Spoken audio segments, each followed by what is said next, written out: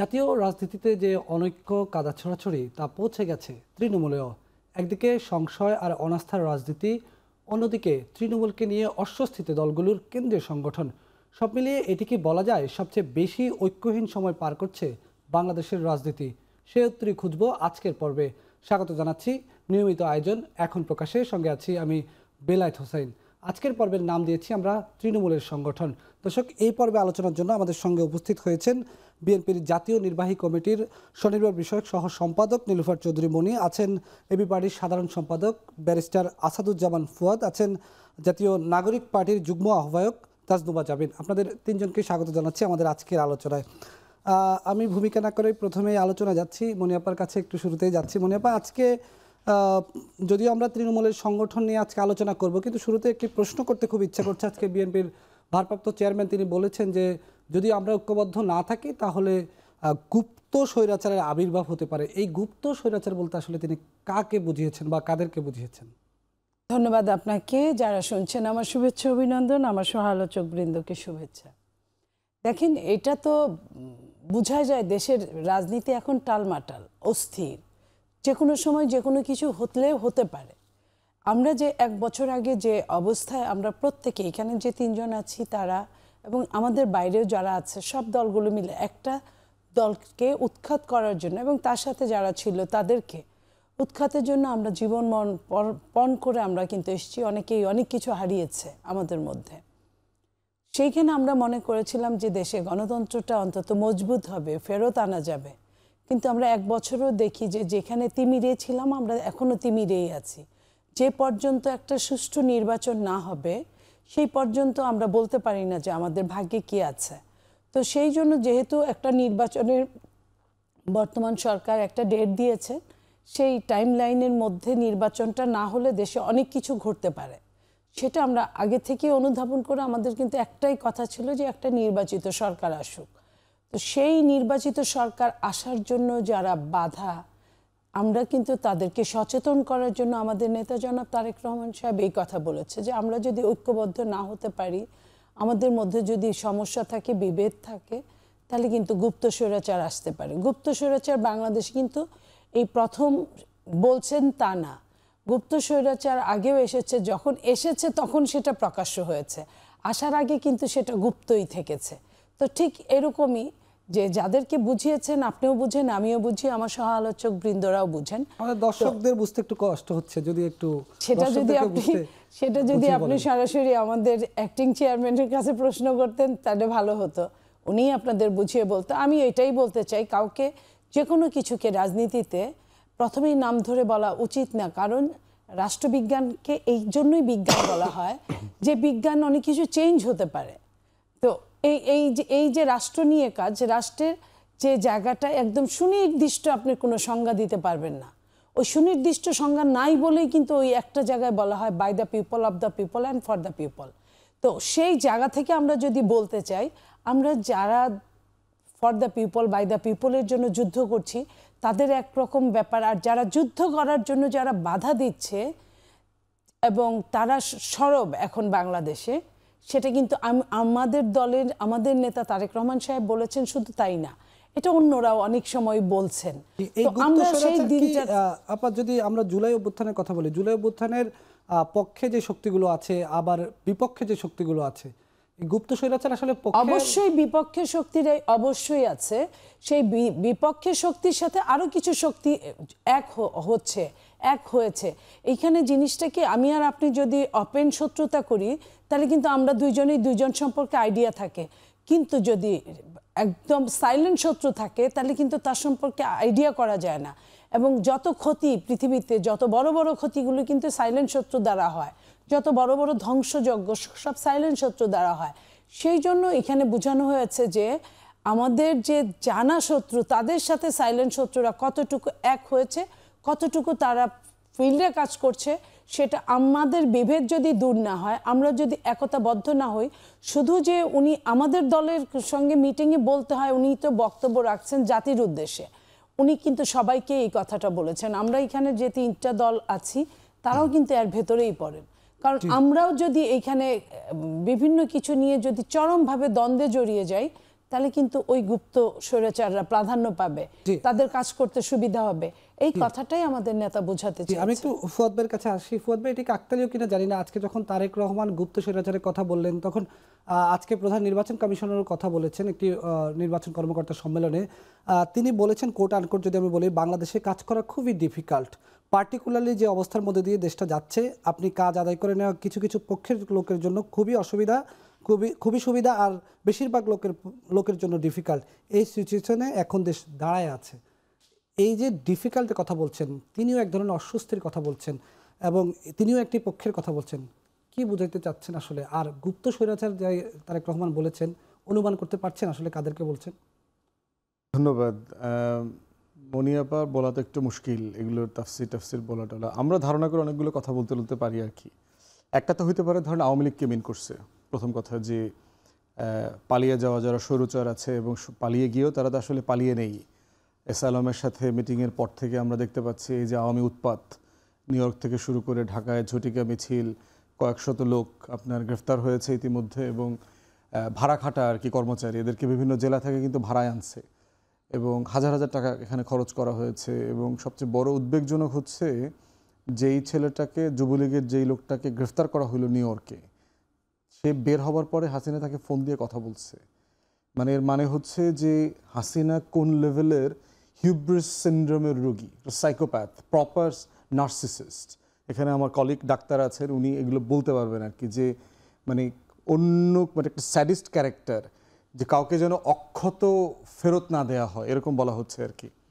তো আমার মনে হয় যে এই যে ক্রাইসিসগুলো তৈরি করবার জন্য চেষ্টা করা হচ্ছে, এবং যেহেতু আইসিটিতে বিচারটা চলছে বেশ তার নিজস্ব গতিতে, এবং ধারণা করা হচ্ছে আগামী মাস নাগাদ হয়তো হাসিনার আপনার রায় হয়ে যাওয়ার সম্ভাবনা আছে, এবং আরও গুরুত্বপূর্ণ যারা আওয়ামী লীগের ক্রিমিনাল গ্যাং মেম্বার ছিল। আর এর ভিতরে দেখেছেন যে হাসিনার অনেকগুলো ফোনালাপ ফাঁস হয়েছে। তো এই ফোনালাপ ফাঁস হওয়া আগামী মাসে শেখ হাসিনার ধরেন যাবজ্জীবন মৃত্যুদণ্ড কোনো একটা রায় যদি হয় তার এই গণহত্যার জন্য, সেটা নিয়ে সার্টেনলি সে তো প্রচণ্ড উদ্গ্রীব আছে। এই সিচুয়েশনকে পুঁজি করে অরাজকতা তৈরি করবার যে চেষ্টা করা হচ্ছে, আমার ধারণা উনি এই বিষয়টাকে হয়তো অ্যাড্রেস করে থাকতে পারেন। প্রধান নির্বাচন কমিশনারের যে অস্বস্তির কথা আজকে বলেছেন, প্রধান এটা নির্বাচন কিভাবে দেখছেন? কমিশনারের সাথে আমাদের সাথেও মিটিংয়েও আমরা দেখেছি যে উনি চ্যালেঞ্জের কথা বলেছেন, এবং এগুলো আমরা নিজেরাও বিভিন্ন ফর্মে বিভিন্ন সময় বলেছি। বাংলাদেশের নির্বাচনের একটা বড় চ্যালেঞ্জ হচ্ছে আপনার 2001-এর পরে ইনফ্যাক্ট ভালো কোনো নির্বাচনের মেমোরি নাই, ইলেকটোরাল ডিমেনশিয়া যদি বলি আর কি, যে একটা ভালো নির্বাচন করেছে এমন কর্মকর্তা আপনি নির্বাচন কমিশনে খুঁজে পাবেন না। 2008-এ ইলেকশন ইঞ্জিনিয়ারিং করেছে বিএনপিকে হারানোর জন্য, তারপর 14-তে একতরফা, 18-তে রাতের ভোট, 24-এ ডামি। তাহলে ভালো নির্বাচন করার কোনো এক্সপিরিয়েন্স কিন্তু গত 20-25 বছরে নাই। এবং এই বিষয়টা আমরা খোলামেলা নির্বাচন কমিশনের সাথে কথা বলেছি, ওনারাও বোধ করছেন যে ভালো নির্বাচন কর্মকর্তা ওনারা পাচ্ছেন না, যারা আসলে জানেন যে সুষ্ঠু নির্বাচনটা কি। কারণ যারা সুষ্ঠু নির্বাচন করছেন তো বয়স হয়ে গেছে, রিটায়ারমেন্টে চলে গেছেন, অথবা আওয়ামী লীগের আমলে ফোর্স রিটায়ারমেন্টে দিয়ে দেওয়া হয়েছে, আর এর ভিতরে হলো সাবেক ছাত্রলীগ, আওয়ামী লীগ, যুবলীগের রিক্রুটমেন্ট হয়েছে। তো এই সংকটটা আছে। আমরা ওনাকে পরামর্শ দিয়েছি যারা রিটায়ারমেন্টে চলেও গেছেন এমন নির্বাচনী কর্মকর্তা যারা বেঁচে আছেন তাদেরকে চুক্তিভিত্তিক 6 মাসের জন্য নির্বাচনী দায়িত্বে ফিরায় আনা যায় কিনা। তো এই সংকটটা তো আছে। এবং দেখেন যে নিউ ইয়র্কে প্রোটোকল অফিসার যা করলো, সরকারের কর্মচারী, তার তো নিউট্রাল থাকার কথা ছিল, তিনি যেভাবে এই সরকারকে বিব্রত করলেন, মির্জা ফখরুলের মতো এত সম্মানিত একজন রাজনৈতিক নেতাকে যেভাবে টেনে হিচড়ে মানে বিদেশের মাটিতে সুটটাই পরে গেটের ব্যাপারে বিভ্রান্ত করলেন। সে যে গেট দিয়ে বের হবে সেটা বিএনপি জামাতকে অন্য গেটের কথা বলছে, আওয়ামী লীগের লোকদেরকে বলছে কোন গেট দিয়ে বের হবে তারা আসলে, এবং এই যে হেনস্থা করবার পরিবেশ করে দিলেন। তো এই যে সরকারের ভিতরে একটা গুপ্ত আওয়ামী লীগ লুকায় আছে, গুপ্ত স্বৈরাচার লুকায় আছে, যারা সরকারকে বিব্রত করছে এবং নির্বাচনের ডিউটিতে বিব্রত করবে। মাঝখানে আমাকে আমলাতন্ত্রের গুরুত্বপূর্ণ অনেক ব্যক্তিরা বলেছেন, এই যে আওয়ামী লীগ জাতীয় পার্টিকে যদি নির্বাচনে নিষিদ্ধ না করা হয় তাহলে কিন্তু আপনার এলাকায় নির্বাচনী বিশৃঙ্খলা তৈরি হবে, গণ অভ্যুত্থানের পক্ষে শক্তিগুলো সিরিয়াসলি রিয়্যাক্ট করবে। তখন দেখা যাবে এই ডিসিএসপিরাই গণ অভ্যুত্থানের পক্ষে শক্তিরে পিটাবে, আইনশৃঙ্খলা বাহিনী তার দায়িত্ব পালন করতে হবে, দুনিয়াকে দেখাইতে হবে যে আমরা ভালো নির্বাচন করতেছি। তাহলে এই একটা টোটাল ক্যাওয়াস কিন্তু আছে, যদি এটাকে ডিসাইসিভলি রাজনৈতিক দলগুলো ঐকমত্যের ভিত্তিতে ডিল না করে, নির্বাচন কমিশন অ্যাড্রেস না করে। জি, এই প্রসঙ্গে আমরা আসবো আবারও। আমি একটু ডাক্তার তাজদুমা জাবিন আপনার কাছে আসতে চাই। আজকে প্রধান নির্বাচন কমিশনার যে চ্যালেঞ্জের কথা উল্লেখ করেছেন, কোনোভাবে কি এনসিপি চ্যালেঞ্জ হয়ে উঠছে কিনা নির্বাচন কমিশনের জন্য? এরই মধ্যে কিন্তু এনসিপি নেতাদের মুখে আমরা অনেকবার শুনেছি যে নির্বাচন কিভাবে হবে তা দেখে নেওয়া হবে, কিংবা আজকেও সার্জিস আলম বলেছেন নির্বাচন কমিশন নিরপেক্ষতা হারিয়েছে। যদিও প্রধান নির্বাচন কমিশন আজকে বলেছেন নির্বাচন কমিশন কোনো দলের পক্ষ হয়ে কাজ করছে না এবং কোনো বেআইনি আদেশও নির্বাচন কমিশন দেবে না। কি বলবেন? ধন্যবাদ। আমার সাথে যারা আছেন এবং দর্শক যারা দেখছেন সবাইকে শুভেচ্ছা। নির্বাচন কমিশনার আমার মনে হয় যে শুধু এই দফা না, সবসময় এই যে ভাই বললেন 2001-এর পর থেকে গত 20-25 বছর ধরেই নির্বাচন কমিশন আসলে চ্যালেঞ্জের মধ্যে থাকে। তাদেরকে বলা হয় স্বাধীন, হ্যাঁ, যে আপনি স্বাধীনভাবে কাজ করার জন্য আপনি ডিজাইন করা, কিন্তু আপনাকে যদি সবসময় কারো না কারো কথায় চলতে হয় তাহলে তো এটা একটা চ্যালেঞ্জের ব্যাপারই। তারা যা করতে চাচ্ছে তা করতে পারে না, কারণ বিভিন্নভাবে এটা নির্বাচন কমিশন বিগত দিনে দলীয়করণ হয়েছে। এবং আজকে একটা ইন্টারভিউ পড়ছিলাম জাতীয় ঐকমত্য কমিশনের সহসভাপতি আলী রিয়াজ স্যারের। উনি একটা প্রসঙ্গে বলেছিলেন যে বিভিন্ন সাংবিধানিক প্রতিষ্ঠানের প্রধান, বিশেষ করে নির্বাচন কমিশনে তো মোটামুটি রাজি হয়েছে, দুদক বা মহাহিসাব রক্ষক, পিএসসি, এগুলোর ব্যাপারে বিভিন্ন রাজনৈতিক দল নোট অফ ডিসেন্ট দিয়েছে। যে কি ব্যাখ্যা দিয়েছে এটা নোট অফ ডিসেন্টে, যে এতে নির্বাহী ক্ষমতার হাত পা বেঁধে দেওয়া হয়। তো আলী রিয়াজ স্যার ওখানে বলেছেন নির্বাহী মানে ক্ষমতার হাত পা ওখানে কেন থাকবে, মানে বিভিন্ন সাংবিধানিক প্রতিষ্ঠানে কেন নির্বাহী ক্ষমতার হাত পা থাকবে? তো আমাদের রাজনৈতিক দলগুলোর এক ধরনের, যেসব রাজনৈতিক দল পাওয়ারফুল থাকে তার কিন্তু প্রভাবে এই সাংবিধানিক প্রতিষ্ঠানগুলো থাকে। এবং আপনি যদি এই নির্বাচন কমিশনের দিকে তাকান, এটার যে আইনের অধীনে নির্বাচন কমিশনাররা নিয়োগ পেয়েছেন, সেই আইনটার বিরুদ্ধে যারা বিগত সময়ে প্রোটেস্ট করেছে এবং এটাকে বাকশালী আইন বলেছে, তারার একটা সম্মতিতেই কিন্তু এই আইনের অধীনে নির্বাচন কমিশনাররা নিয়োগ পেয়েছে। এবং তাদের নিরপেক্ষতা নিয়ে কিন্তু আমাদের শুরু থেকে প্রশ্ন আছে। আপনি দেখেন, এই নিরপেক্ষতা শুধু কি শাপলা প্রতীক নিয়ে সমস্যা? শুধু কি আপনারা প্রতীকটা পাচ্ছেন না বলে? এর আগে কিন্তু শাপলা প্রতীক অনেক দল চেয়েছিল, নাগরিক ঐক্য কিন্তু শাপলা প্রতীক চেয়েছিল, আর তাদেরকেও শাপলা প্রতীক দেওয়া হয়নি। তাহলে শাপলা প্রতীক না পেলে আপনারা নির্বাচন কমিশনকে প্রশ্নবিদ্ধ করে ফেলছেন, বিষয়টা কি এমন যে শুধু একটি প্রতীকের জন্য? কারণ ওনারা এটার প্রথমত তো কোনো ব্যাখ্যা দেননি, এবং সর্বশেষ সংবাদ সম্মেলনে প্রধান নির্বাচন কমিশনার বলেছে পরবর্তী কমিশন সভায় ওনারা এটা ডিসিশন নিয়ে জানাবে। এটা কেন দেয়নি? আমি একটা ধারাবাহিক একটা কথা বলি। আমরা যখন 22শে জুন সব ধরনের শর্ত মেনে কিন্তু আমরা নিবন্ধনের জন্য আবেদন করলাম, পরবর্তীতে কিন্তু এবং আমাদের দলের জন্য আমরা শাপলা প্রতীক চাইলাম, এবং তারা যখন আমরা সংবাদপত্রে জানতে পারলাম যে এটা দেয়া হবে না, এটা তালিকাভুক্ত করা হয় নাই, আমরা আবেদন করলাম। এবং 3রা আগস্টেও কিন্তু তাদের সাথে আমাদের সামনাসামনি বৈঠক হয়েছে, আবেদন হয়েছে, এবং তারা কিন্তু এটার কোনো ব্যাখ্যা আমাদেরকে দেননি যে এটা কেন হবে না। প্রথমত তারা বলল জাতীয় প্রতীক। আমরা এটার সুস্পষ্ট ব্যাখ্যা দিলাম যে বর্তমান সংবিধান অনুযায়ী এটা জাতীয় প্রতীকের একটা অংশ, 4টা অংশের একটা অংশ। আমরা এগুলো নিয়ে অনেকবার আলোচনা করেছি। সর্বশেষ যে তথ্যটা আমি একটু বলি, কিন্তু মূল অংশটাই কিন্তু শাপলা, ভাসমান শাপলা, এবং 2 সাইডে কিন্তু ধানের শীষ, উপরে 3টা সংযুক্ত পাটপাতা এবং তারকা। রিসেন্টলি তারা যেটা বলেছে যে সেটা হচ্ছে ডিজেফাইয়ের লোগোর সাথে সাংঘর্ষিক হয়। এখন আপনি দেখেন বাংলাদেশ পুলিশের লোগোতে ধানের শীষ আছে, সুপ্রিম কোর্টের লোগোতে দাড়িপাল্লা আছে, দাড়িপাল্লা নিয়ে জাতীয় পার্টি নির্বাচন করছে এবং রাজনীতি করছে। যে বিমান বাহিনীর লোগোতে ঈগল আছে, এটা নিয়ে এবি পার্টি তাদের নিবন্ধিত দল। তাহলে এই যে ব্যাখ্যাটা দিতে না পারা, আর আগের আরেকটা দল চেয়েছে, আমরা আরেকটা দল কিন্তু এটা সেকেন্ড, তারা কিন্তু একটা প্রতীকে অলরেডি নিবন্ধিত। এই শাপলা প্রতীকের ইস্যুটা একদিকে, আরেকদিকে আপনি দেখেন আমাদের কিন্তু নির্বাচন কমিশন, সংস্কার কমিশনের বেশ কিছু সুপারিশ কিন্তু তারা মানে আসার আগেই কিন্তু তারা, আমরা সংস্কার কমিশনের সুপারিশ নিয়ে কথা বলবো, তবে বিরতির পর। এ পর্যায়ে নিচ্ছি এখন প্রকাশের ছোট্ট একটি বিরতির পর আবার আলোচনায় যুক্ত হব।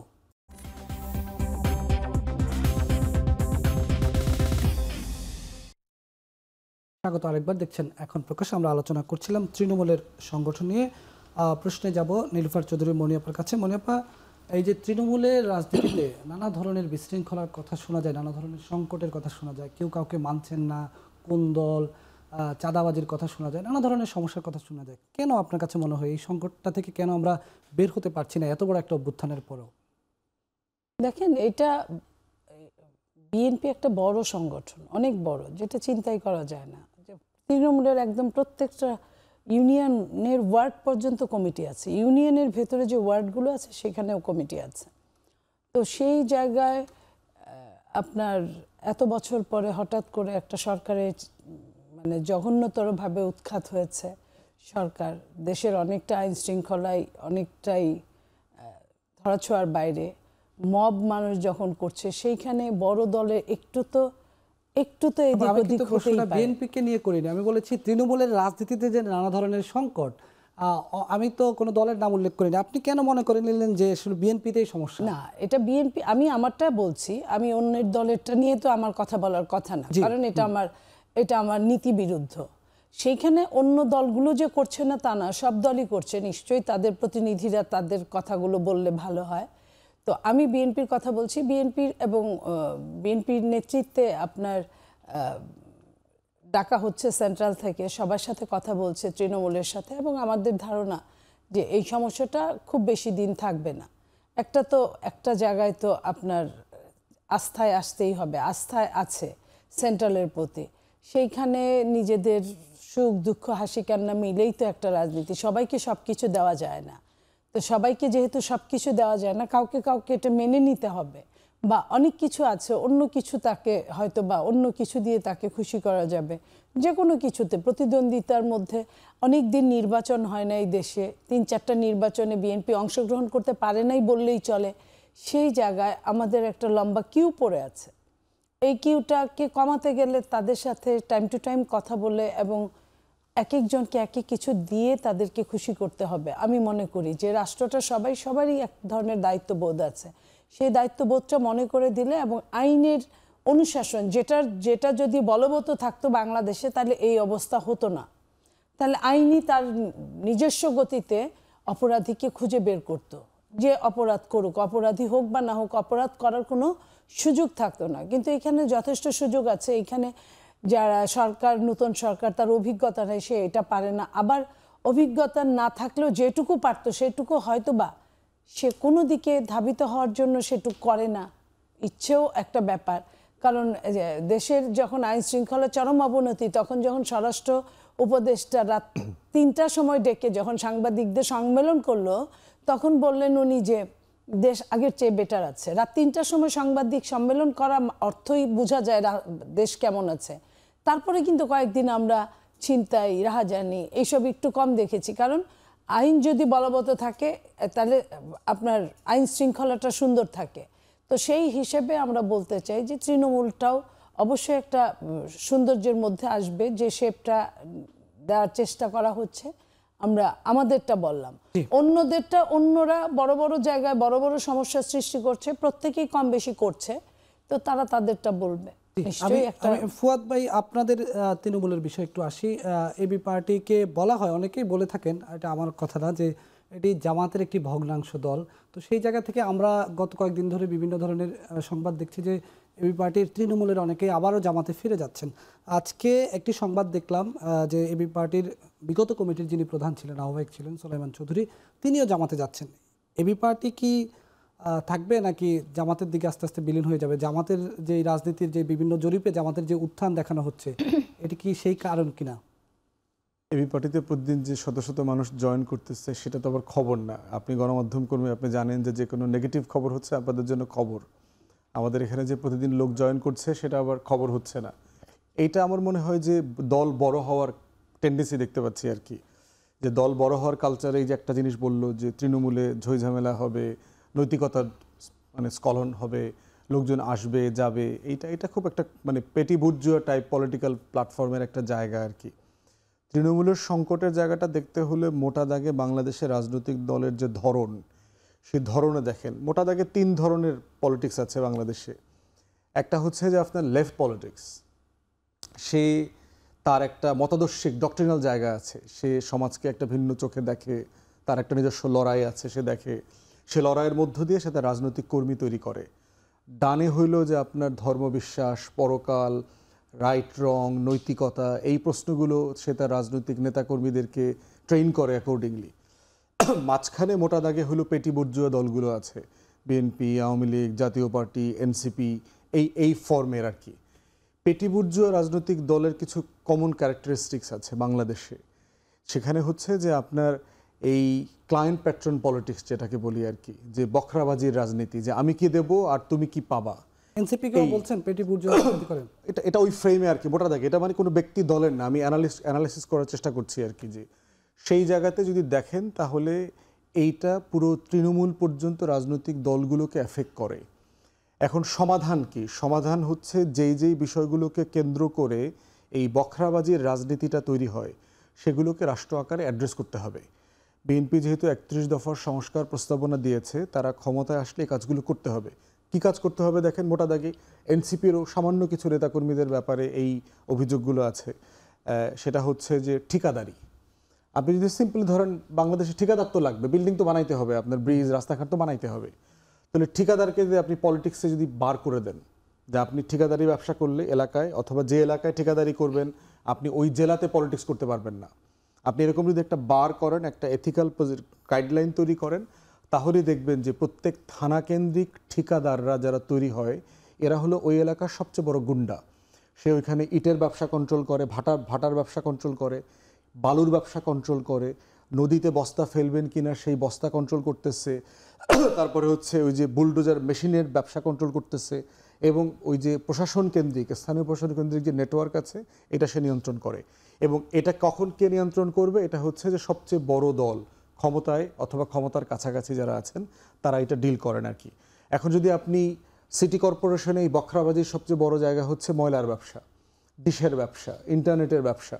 এখন এটাকে যদি আপনি প্রফেশনাল জায়গা থেকে অ্যাড্রেস করেন, ডিল করেন, যে আপনার মোবাইলের সিমের ব্যবসা এই দেশে কর্পোরেট হয়ে গেছে, টেলিকমিউনিকেশনের ইন্ডাস্ট্রি কর্পোরেট হয়ে গেছে, কিন্তু আপনার লোকাল মহল্লায় ডিশের তার যে লাগাবে, ইন্টারনেটের তারটা যে লাগায় দিয়ে যাবে, সেই ব্যবসাটা কর্পোরেট না, এটা মহল্লায় মহল্লায় ভাগ করে দেওয়া আছে। তাহলে বখরাবাজির এই জায়গাটা, বাস্তবতাটা মাথায় রাখতে হবে যে আমরা কি পরিমাণ আর্থসামাজিক একটা বাস্তবতায় বাস করি।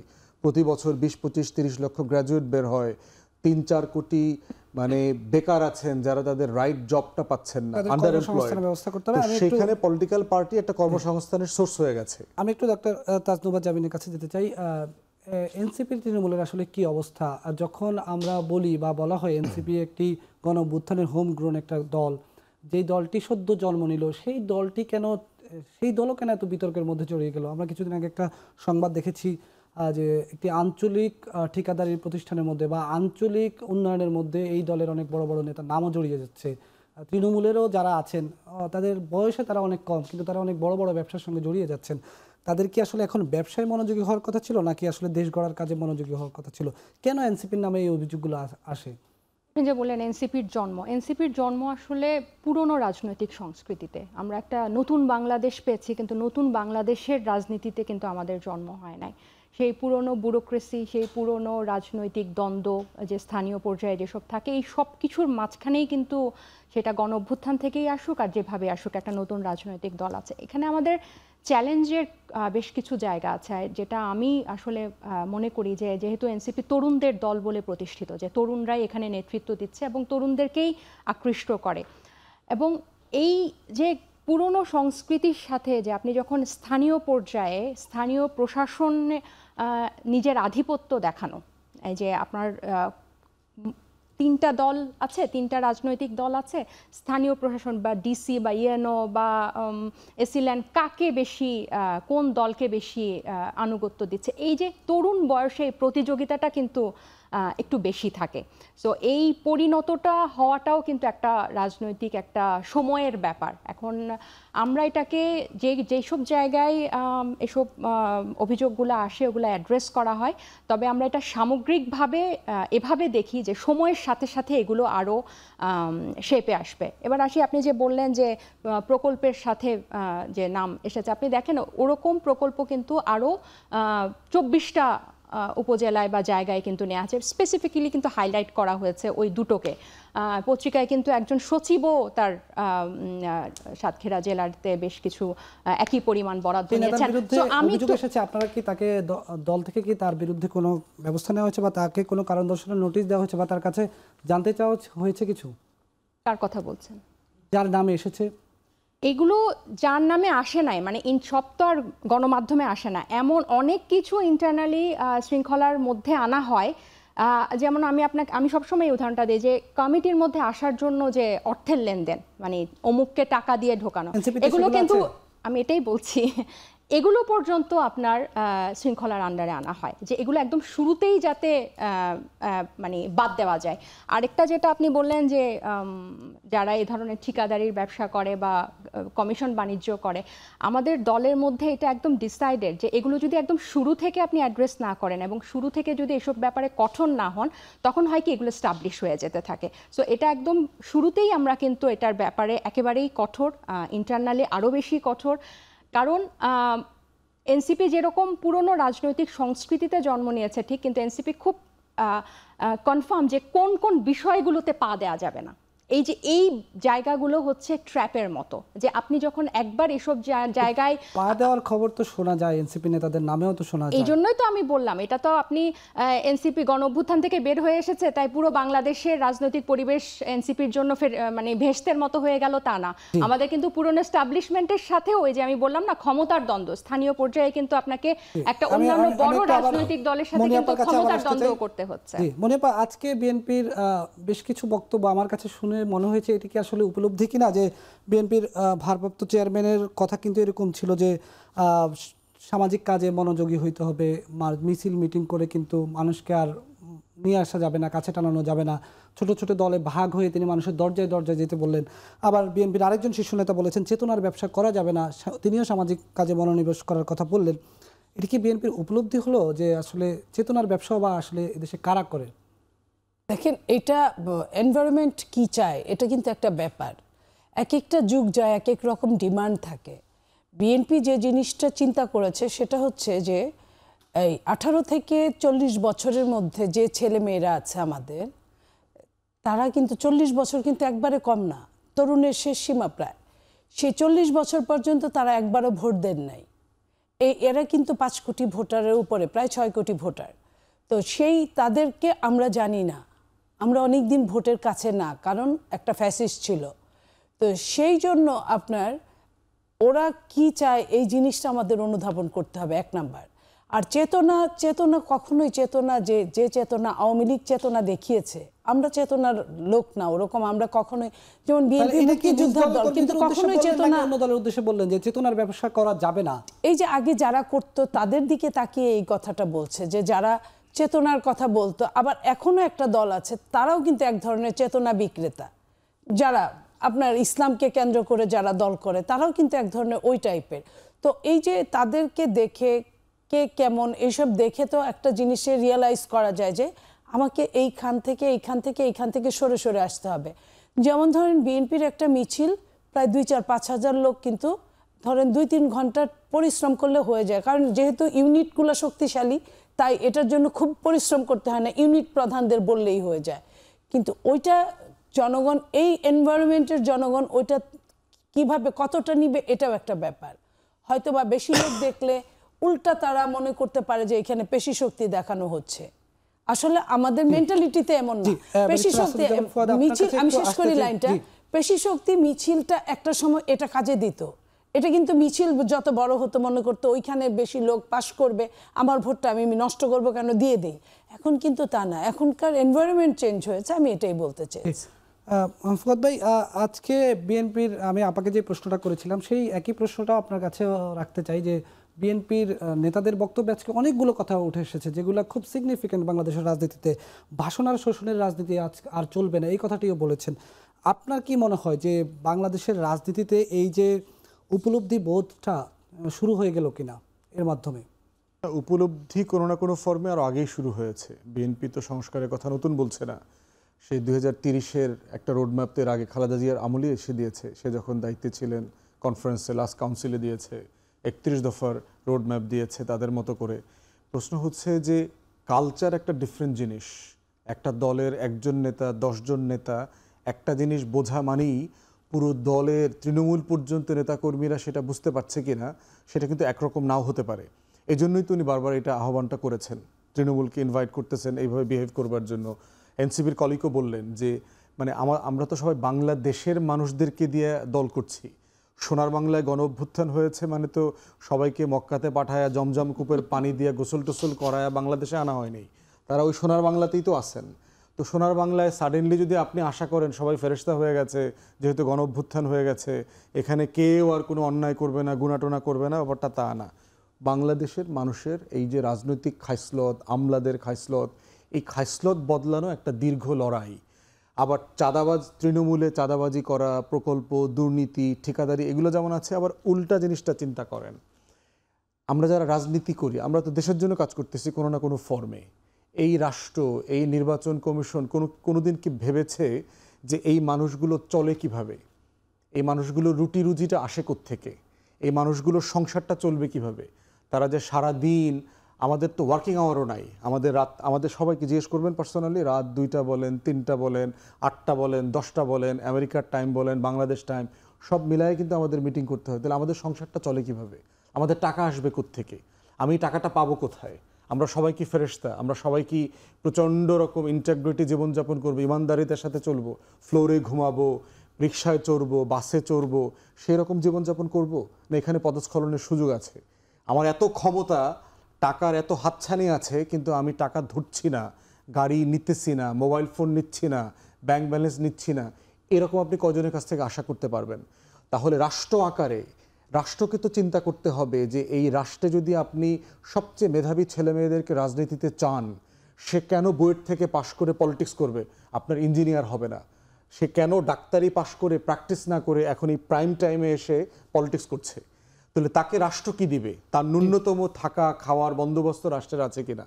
অতএব এগুলোকে খুব ক্রিটিক্যালি আমাদেরকে অ্যাড্রেস করতে হবে যে রাষ্ট্র নির্বাচন কমিশন দেখেন একের পর এক আইন বলে দিচ্ছে, এটা করা যাবে না, ওটা করা যাবে না, তো 25 লাখ টাকা দিয়ে নির্বাচন করতে হবে। আপনার কাছে চলবো আবার কিভাবে? আসবো একটু, ডাক্তার তাজনুমা জামিন আপনি আপনার কাছে প্রশ্ন করার আসতে আগে আমি এই প্রসঙ্গে একটা বলি। এই জিনিসটা পরশুদিনই আমার এক কলিগের সাথে মিটিং শেষে আমি চা কফি খাচ্ছিলাম, তো ও আমাকে বললো যে আপু আমি আগে তো উবারে ইউজ করতাম, কিন্তু আমি এখন উবারে উঠি না, সিএনজিতে আসা যাওয়া করি। কেন?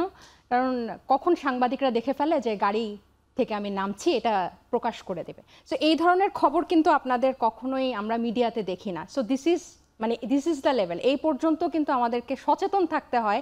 সে বলছে আপু আমি কিন্তু আগেও উবার ব্যবহার করতাম নিরাপত্তার খাতিরে, কিন্তু আমি এখন এটা করি না, বা অফিসে তো একেবারেই আসি না উবারে করে, যাতে কোন সাংবাদিক আবার দেখে বলে দেয় যে আমি গাড়িতে করে। তো সাংবাদিকরা ভালোই কাজ করছে মনে হচ্ছে। আপনার কাছে যে প্রশ্ন রাখতে চেয়েছিলাম সেটি হচ্ছে তৃণমূলের যে রাজনীতি নিয়ে আমরা কথা বলবো আজকে, বলছিলাম সেটি হচ্ছে যে আমরা দেখি যে প্রত্যেকটি সংসদীয় আসনে বিএনপি যদিও তারা এখনো আনুষ্ঠানিকভাবে প্রার্থীতা ঘোষণা করেনি, কিন্তু দলের যেই সমস্ত আসনে নেতারা আছেন বা সম্ভাব্য প্রার্থীরা আছেন তারা যাচ্ছেন, কাজ করছেন।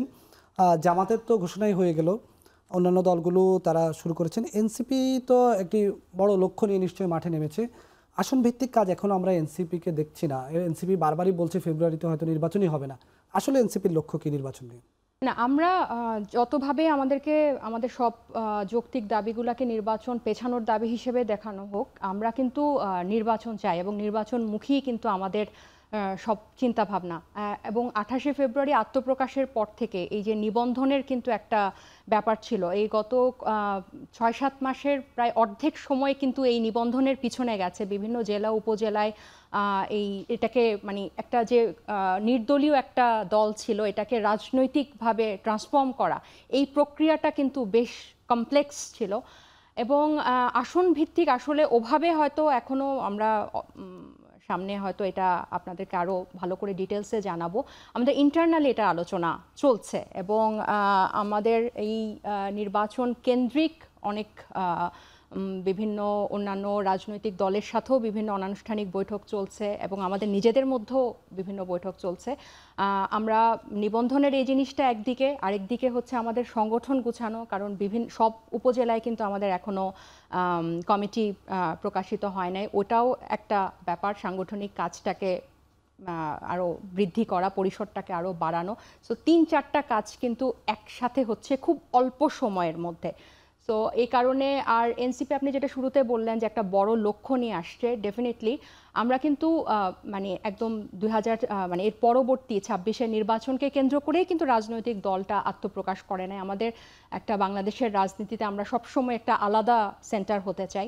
সো আমাদের লক্ষ্যটা অনেক সুদূর প্রসারী এবং দীর্ঘমেয়াদী। আমরা এই বিষয়ে আর কথা বলবো, তবে এই পর্যায়ে নিচ্ছি আরেকটি বিরতির পর ফিরে এসে আমরা আবারও যুক্ত হব অতিথিদের সাথে।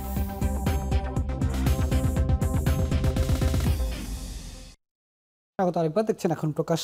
আমরা তৃণমূলের সংগঠন, তৃণমূলের রাজনীতি নিয়ে আলোচনা করছিলাম। আমাদের সঙ্গে যুক্ত আছেন বিএনপির স্বনির্ভর বিষয়ক সহ সম্পাদক নীলুফার চৌধুরী মনি, আছেন এবি পার্টির সাধারণ সম্পাদক ব্যারিস্টার আসাদুজ্জামান ফুয়াদ, আছেন এনসিপির যুগ্ম আহ্বায়ক ডক্টর তাজনুবা জাবিন। আমি নীলুফার চৌধুরী মনি আপনার কাছে আবার একটু যাচ্ছি। আজকে জামাতের আমির বলেছেন তারা ক্ষমতায় গেলে উন্নয়নের বুলেট ট্রেন চালু করতে না পারলেও উন্নয়নের এক্সপ্রেস ট্রেন চালু করবে। বিএনপি কি করবে তাহলে? বিএনপি তো কথায় বিশ্বাসী না, বিএনপি কাজে বিশ্বাসী। বিএনপির সময়ই দেখেন ৭৪-এ যখন হেনরি কিসিঞ্জার যখন তলাবিহীন ছুরি আখ্যায়িত করেছিল বাংলাদেশকে, বিএনপি এসে শহীদ প্রেসিডেন্ট জিয়াউর রহমান ওইটা পূরণ করে খাদ্য বিদেশি কিছুটা হলেও রপ্তানি করেছিল। জিয়াউর রহমান যতটা করে গিয়েছেন, পরবর্তীতে দেশনেত্রী বেগম খালেদা জিয়া তার চেয়ে আরেকটু বেশি, মানে ক্রনোলজিক্যালি বাড়িয়েছেন। তো এই যে ২-৩ বারে বাড়িয়েছেন। তো সেই জন্য আমরা বলি যে আমরা কথায় না কাজে বিশ্বাসী। যেখানে আমাদের ৩১ দফায় দেওয়া আছে আমরা কি কি করব, কতটুকু করব, দেশের জন্য কি করব, আমাদের দেশের সন্তানদের জন্য কি করব, নারীদের জন্য কি করব, ভবিষ্যৎ প্রজন্মের জন্য কি করব, এটা আমরা ওইভাবে বলতে, যারা ম্যাজিক দেখাইতে চায় তারা ম্যাজিক দেখাইতে পারে। বাট বাংলাদেশে অনেক দিন বিএনপি রাষ্ট্র পরিচালনায় অংশগ্রহণ করেছে। বিএনপি জানে কতটুকু কোনখানে থামতে হবে, কতটুকু বলতে হবে এবং কতটুকু করলে জনগণের উপকার হবে। আমরা এই জিনিসটাই চিন্তা করি আমাদের দল, এবং সেটার জন্য ৩১ দফা কিন্তু আছে সামনে। পিআর দিয়ে সমাধানটা আসলে, পিআর এর গন্তব্যটা আসলে কি? পিআর এর যে দাবি তোলা হচ্ছে, বিএনপিও বলছে যে পিআর বিষয়ে আর তো আলোচনা হওয়ার সুযোগ নেই। পিআর তো আসলে এটা ওই যে খেলবো না, কথায় আছে না যে আমি পারবো না, আমি খেলবো না, এরকম করে আমি থুক্কু বললাম। পিআরটা এখন থুক্কুর মধ্যে এসে দাঁড়িয়ে আছে। কারণ যখন আপনার সংস্কার হচ্ছিল, এখানে সংস্কার সব দলই সংস্কারে অংশগ্রহণ করছিল টু দ্য পয়েন্টে। যেটুকু বিএনপি সহ অন্যান্য দলের মেনে নেওয়া যাচ্ছিল, প্রায় ম্যাক্সিমামই সংস্কার মেনে নেওয়া হয়েছে। তারপরে হঠাৎ করে সংস্কারটা উদয় হলো, পিআরটা উদয় হলো। এই পিআরটা যে পিআর না হলে এখন নির্বাচনই হবে না, নিম্নকক্ষ উচ্চকক্ষ সব কক্ষে পিআর লাগবে। তো পিআরটা তো দেখা গেল যে আপনি ভোট দিবেন একখানে টেকনাফে, ভোট যাবে তেঁতুলিয়ায়। পিআরটা তো কোনো সঠিক কোনো না। আর বাংলাদেশের সংবিধানের মধ্যে পিআর সাংঘর্ষিক, সংবিধানের কোনো সিস্টেমের মধ্যে পিআর পদ্ধতি নাই। পিআর যদি চাইতে হয় চাইতে থাকুন তারা। আমরা গণতন্ত্রে বিশ্বাস করি, সবার রাজনীতিতে সবার চাহিদার প্রতি আমাদের সিম্প্যাথি আছে, কিন্তু মেনে নেওয়া যায় কি না সেটা কিন্তু সামনের সংসদে আসলে, যেহেতু সেইখানে কোনো রকম আইন নাই পিআর সম্পর্কে, তাহলে এটা তো সম্ভব না। যারা, আমি শেষ করি, যারা মনে করছে যে তারা পাশই করবে, তারা ক্ষমতায় আসলে কি করবে, ফিরিস্তি দিচ্ছে, তারা কেন পিআরের জন্য বসে আছে? আমি মনে করি তারা তো নির্বাচনে অ্যাটেন্ড করলেই হয়ে যায়। ফুয়াদ ভাই, যে বিষয়ে সংস্কারের বিষয়টা উঠে আসলো, সংস্কারের বিষয়ে আজকে বিএনপির নেতা আমির খসরু মাহমুদ চৌধুরী তিনি বলেছেন যে অভ্যুত্থানের 14 মাস পরেও কেন সংস্কার নিয়ে আলোচনা করতে হবে, এবং তিনি বলেছেন ঐক্যমত যতটুকু হয়েছে লেটস ক্লোজ দ্য চ্যাপ্টার। আসলে কি ঐক্যমত শেষ হয়ে গেল? সংস্কারের যে প্রশ্ন, ডক্টর তাজনুবা জাবিন সংস্কারের প্রসঙ্গে কথা বলতে চেয়েছিল। আমি একটু আপনার কাছে জানতে চাই যে আসলে এটিতে এখনো আনসেটেল রয়ে গেল, এই জায়গাটি কি হবে তাহলে? এটার গন্তব্য কি, সংস্কারের গন্তব্য কি? এটা তো হচ্ছে যে বাংলাদেশে 24-এ কি হয়ে গেছে সেটা দেখার পার্থক্য আর কি। অনেকেই বোধ করছেন যে এটা একটা স্বৈরাচারের পতন হয়েছে, এই একটু আন্দোলন হয়েছে, এরকম আন্দোলন বাংলাদেশে অনেকবার হয়েছে, তো এই পালায়া গেছে, তো একটা নির্বাচন হবে, নির্বাচনে একটা সরকার আসবে। এইটা যে একটা মানে মাইন্ড ব্লোয়িং ইভেন্ট হয়ে গেছে এখানে, একটা বড় ধরনের কোটি কোটি মানুষের অংশগ্রহণে একটা বড় পরিবর্তন হয়েছে মনস্তত্ত্বে, আকাঙ্ক্ষায়, স্বপ্নে, এইটা অনেকে এখনো ফ্যাদম করতে পারছে না। এবং এইটার ভিত্তিতে হচ্ছে এই পুরো 1 বছরের কার্যক্রমকে দেখা হচ্ছে যে আসলে সংবিধানের ফ্রেম, যেটার সাথে বিএনপির পলিসি পজিশনের সাথে আমাদের অনেকেরই এই ব্যাপারে দ্বিমত আছে, যে আমরা এটাকে কেন বারবার গণ অভ্যুত্থান বলছি, কেন আমরা মনে করি না যে এটা 106-এর একটা সরকার, আমরা এটা বলছি না যে এটা একটা রেগুলার কিছু ঝগড়াঝাঁটি বাদ বিবাদের পরে একটা সরকার আসছে, বাস্তবতাটা এরকম না। এবং এটার মানে ওটার আকাঙ্ক্ষাটাই ছিল দেয়ালে দেয়ালের কথা যে বারবার বলেছি, যে এই কোটি কোটি যুবকের আকাঙ্ক্ষার একটা স্বপ্ন ছিল যে নতুন বাংলাদেশ হবে, সেটা সংস্কার ছাড়া কিভাবে সম্ভব। ইভেন এই কথাটাও তো, সংস্কার তো একটা চলমান, বিএনপির যদি পলিটিক্যাল হিস্ট্রি দেখেন গত কয়েক দশকে, সে সবচেয়ে বেশি সংস্কারের আলাপ তুলেছে কিন্তু গত 2-3 বছরে। 31 দফা দেয়া, তার আগের 2030-এর তার এখন গভর্নেন্স সমস্যাটা দেওয়া। কোথায়? তো এই জন্য হচ্ছে সংস্কারের আলোচনা কখনো শেষ হবে না, এটা ফাইনাল না, এটা একটা চলমান জায়গা, তাহলে চ্যাপ্টার ক্লোজ করা যাবে না। কখনোই ক্লোজ হইতে পারবে না। সংস্কার ক্লোজ হওয়া মানে হচ্ছে রাষ্ট্রের দেয়ালে দেয়ালে সেই লেখাগুলো মুছে ওখানে শাওলা পড়ে যাবে। ডাক্তার তাজদুমা জামিন, আপনি প্রথম পর্বে এই সংস্কার নিয়ে কথা বলতে চেয়েছিলেন। জুলাই চার্টার নিয়ে অনেক কথা হচ্ছে, জুলাই সনদ নিয়ে। এটি নিয়ে এখনো আসলে চূড়ান্ত কোনো গন্তব্য আমরা পেলাম না। এনসিপির অবস্থানটা কি রাজনৈতিকভাবে একটু জানতে চাই। অনেক কথা শোনা যায় আসন ভাগাভাগি হবে, এনসিপিকে কি আসন দিয়ে চুপ করে দেওয়া হবে, নাকি এই সংস্কারের প্রশ্নে এনসিপি অনড় থাকবে? না, আসন দিয়ে আমার মনে হয় না এনসিপি চুপ হওয়ার জন্য জন্ম নিয়েছে। এই ধরনের পুরনো ওই আসন ভিত্তিক, জোট ভিত্তিক হয়ে কারো কাছ মধ্যে হারিয়ে যাওয়া বা কম্প্রোমাইজ করা, এসব আমার মনে হয় না এনসিপি এগুলোর লক্ষ্য। আরেকটা বলি যে যে বললো যে সংস্কার, this chapter should be close, এটা কখনোই ক্লোজ হবে না। ওনারাই বলেন যে সংস্কার কিন্তু চলমান। আমি আপনাকে 1 মিনিট একটু এই যে নেপালের যে আপরাইজিং হলো এবং তাদের যে হামি নেপালের যে প্রতিষ্ঠাতা, সে কিন্তু ফার্স্টে গভর্নমেন্টে যোগ নেয়নি। সে কিন্তু আজকে বলেছে সে নেক্সট পার্লামেন্ট ইলেকশন করবে। কেন করবে? সে বলেছে যে পুরনো যে স্টাবলিশমেন্ট আছে তারাই কিন্তু তাদেরকে বাধ্য করছে। আপনি দেখেন, আমাদের কিন্তু হাসিনার বিরুদ্ধে যতটা না আমাদের আন্দোলন ছিল, ছাত্র জনতার আন্দোলন ছিল, তার চেয়ে বেশি কিন্তু এই সিস্টেমের বিরুদ্ধে। আপনি যতক্ষণ এই ব্যুরোক্রেটিক ট্রমা থেকে জাতিকে মুক্ত করতে না পারবেন এবং এই ধরনের সিস্টেমিক যে সিস্টেমগুলো যেভাবে দলীয়করণ যে ক্ষমতায় আসে সেই যে এটাকে রাজত্ব করে, সাম্রাজ্য দখল করে নেয়, এইটা থেকে আপনি যতদিন পর্যন্ত মুক্ত হতে না পারবেন ততদিন পর্যন্ত কিন্তু বাংলাদেশে কখনোই এই চ্যাপ্টার ক্লোজ হবে না এবং এটা সবসময় খোলা থাকবে। সো এটার বিরুদ্ধেই কিন্তু আমাদের এই লড়াইটা, এই সিস্টেমের বিরুদ্ধে। আমি নির্বাচন কমিশনার সম্পর্কে যখন শুরুতে সংস্কার কথা বলছিলাম, আপনি গণঅভ্যুত্থানটাকে একটা স্বাভাবিক একটা রেজিম পরিবর্তনের মতো করে দেখানো হচ্ছে। এটা যখনই আমরা এটাকে বলি যে এটা শুধু রেজিম পরিবর্তনের জন্য না, যে অনেক হয়েছে, 14 মাস ধরে অনেক আলোচনা হয়েছে, বা শেষ, খুব বিরক্ত লাগছে, এটা বন্ধ করো, ইলেকশন দাও আমরা, এবং সেটা কিভাবে, কোনো ধরনের পরিবর্তন ছাড়া। এবং পরিবর্তনগুলা কি? এই যে সংস্কার ওয়ার্ডটাকে টক্সিক করে ফেলা হয়েছে। একটু 20 সেকেন্ডে শেষ করে, সংস্কার ওয়ার্ডটাকে টক্সিক করা হয়েছে কিন্তু এটা বলে যে এরা অনেক ঝামেলা করছে নির্বাচন পেছানোর জন্য। ব্যাপারটা তা না। আমাদের কিন্তু বারবার এই সমালোচনাটা করছে যাতে নির্বাচন ব্যবস্থাটা গণতান্ত্রিক হয়। অনেক ধন্যবাদ আপনাদের তিনজনকে আমাদের সঙ্গে আজকের পর্বে আলোচনায় যোগ দেওয়ার জন্য। দর্শক, এই ছিল আজকের এখন প্রকাশের আয়োজন। সাথে থাকার জন্য ধন্যবাদ।